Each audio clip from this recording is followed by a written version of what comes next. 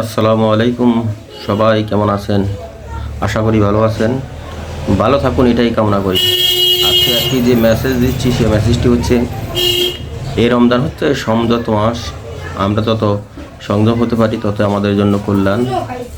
বিশ্ব রাজনৈতিক পরিস্থিতি ভালো নয়, যুদ্ধ বিগ্রহ অবিরত চলমান এবং এই যুদ্ধের শেষ কোথায় তা কিন্তু অভাবনীয়।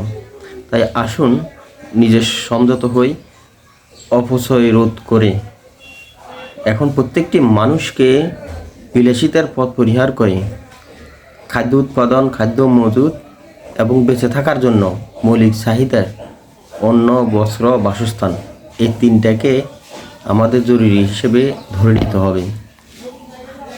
সুতরাং পৃথিবীর মেরুকরণ কোনো সুখবর নয়, সুখময় নয়, কল্যাণকর নয়।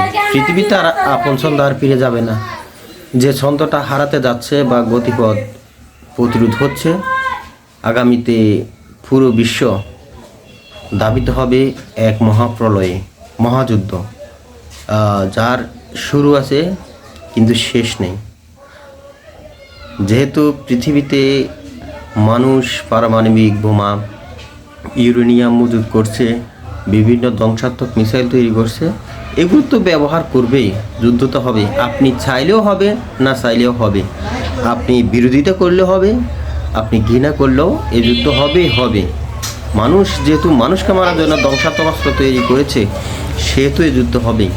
কাজেই আপনি আপনার ইমানকে নিয়ে কতটুকু বাঁচবেন সে চিন্তা করুন এবং ভবিষ্যতে অপ্রয়োজনীয় ব্যয় পরিহার করে সংযত হয়ে খাদ্য মজুত করুন। একসময় হয়তো আপনার কাছে প্রচুর সম্পদ থাকবে, টাকা থাকবে, কিন্তু খাবার পাবেন না। কাজেই কৃষিতে জড়িয়ে পড়ুন, গ্রামীণ জনপথে ছড়িয়ে পড়ুন। ভালো থাকুন সবাই, সুস্থ থাকুন। ধন্যবাদ।